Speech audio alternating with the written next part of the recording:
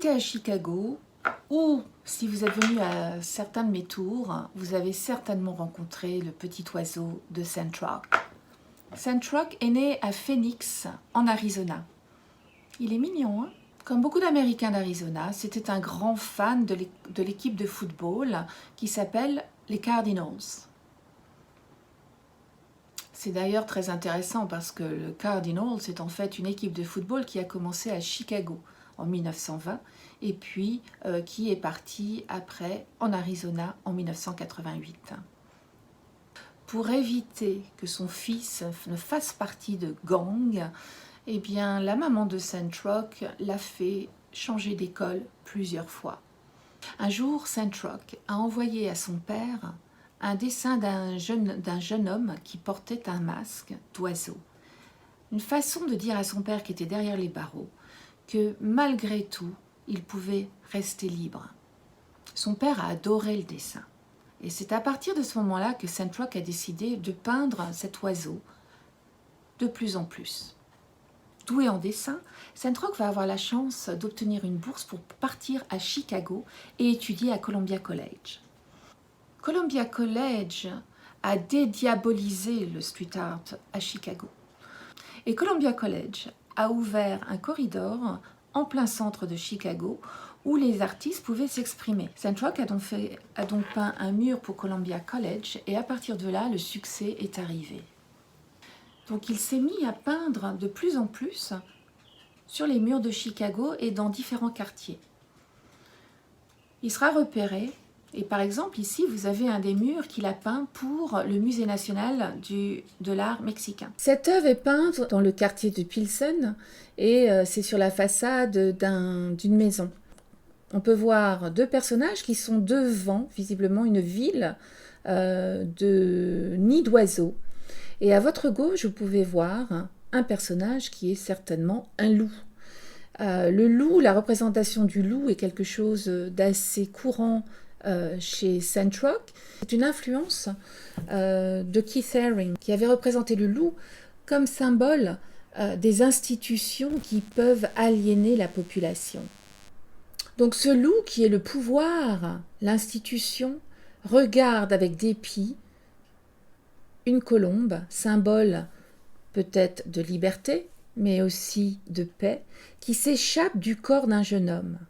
Et on peut voir que le garçon est un stéréotype, a été peint de façon stéréotypée, tel un Mexicain, avec les cheveux légèrement rasés. Et il porte sur son visage le masque, le fameux masque du cardinal. Le cardinal, en effet, a beaucoup frappé Centrock lorsqu'il est arrivé à Chicago, parce qu'il adorait le cardinal. C'est un symbole qu'il a toujours utilisé, mais il s'est rendu compte que c'était aussi le symbole de Chicago. Et puis il a vu pour la première fois en arrivant dans Chicago des vrais oiseaux, des vrais cardinaux, ces oiseaux rouges que l'on voit un peu partout dans la ville et dans l'Illinois. Donc Centrock représente ce cardinal, ce jeune homme qui a un semblant de liberté qui s'échappe de son cœur. Le loup est en fait une représentation qu'on va retrouver souvent dans la culture populaire. Le meilleur exemple, c'est Star Wars, hein, le Dark Side est en fait à une armée qui est représentée par des chars en forme de loup. À travers son œuvre, Centrock représente à l'infini cet oiseau qu'il décline de différentes façons. Quel est le symbole et que représente cet oiseau? C'est pas l'oiseau de Angry Bird, ce jeu populaire des années 2010, parce que ce masque d'oiseau a l'air beaucoup plus relax et beaucoup plus en paix que celui de Angry Bird. Pour moi, en fait, ce masque, c'est en fait pour montrer la fragilité de cette liberté. On a effectivement cette idée aujourd'hui dans nos sociétés d'être plus libre, mais cette liberté est très fragile. Et c'est pour ça que ce masque peut tomber à n'importe quel moment. Se dégage des œuvres de Centrock un sens de la liberté, de la joie mais aussi de la spiritualité.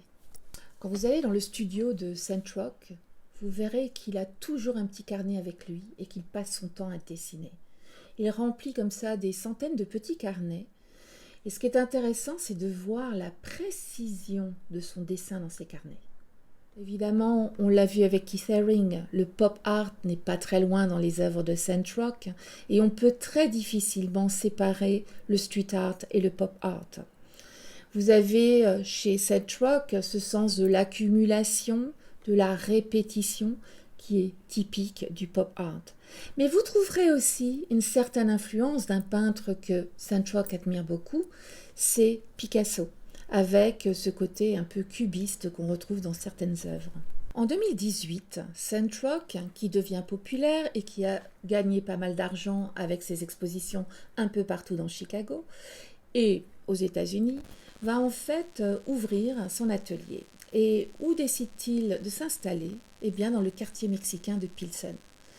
Il s'installe à Pilsen, qui est quand même un quartier qui aujourd'hui se gentrifie, comme on dit, mais qui a été un quartier qui a beaucoup souffert de problèmes de gangs et de violence. Pourquoi a-t-il choisi Pilsen? Eh bien justement, parce qu'il pense que la meilleure façon de lutter contre la violence et les gangs, c'est faire de l'art et apprendre aux jeunes à faire de l'art. C'est pour ça que son studio est souvent ouvert aux jeunes. Il va beaucoup dans les écoles publiques du quartier pour leur apprendre à peindre. Et il croit vraiment au pouvoir de l'art. Et c'est peut-être pour ça que j'adore ce peintre et qu'il nous parle tous beaucoup. Bon, c'est toujours le corona, on en a tous vraiment assez. Et bizarrement, c'est que pour Saint-Roch, c'est complètement le contraire. Lui, c'est une source d'inspiration.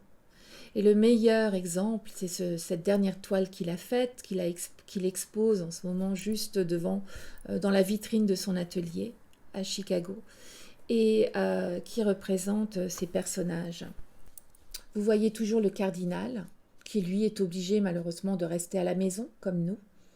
Il est obligé aussi de manger chez lui, alors pour un Américain, c'est pas évident, et c'est pour ça que vous avez la petite fourchette à votre gauche. Il regarde aussi tous les jours sa plante en train de pousser. C'est ce que vous avez en haut à gauche du tableau. Et puis il est quand même presque prêt à exploser. Et c'est ce que vous avez à droite du tableau. J'adore ce tableau. J'adore ce tableau parce qu'il reflète exactement ce que nous ressentons en ce moment.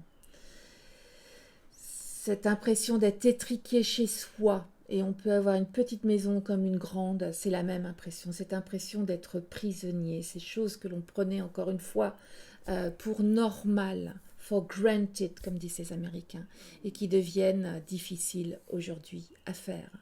Saint-Roch les représente très très bien. Et ce que j'aime, c'est ce fond blanc sur cette toile pour nous apaiser et pour nous donner cet espoir que bientôt tout cela va se terminer.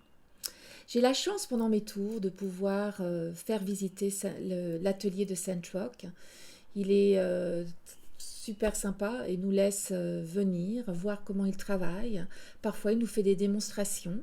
Et j'ai même déjà organisé des soirées wine and cheese avec des groupes de Français où on passe un petit moment à discuter avec l'artiste. Donc vraiment, je vous recommande de venir à Chicago, et lorsque vous viendrez à Chicago, demandez-moi de vous présenter le quartier de Pilsen et aussi l'atelier de Saint-Roch.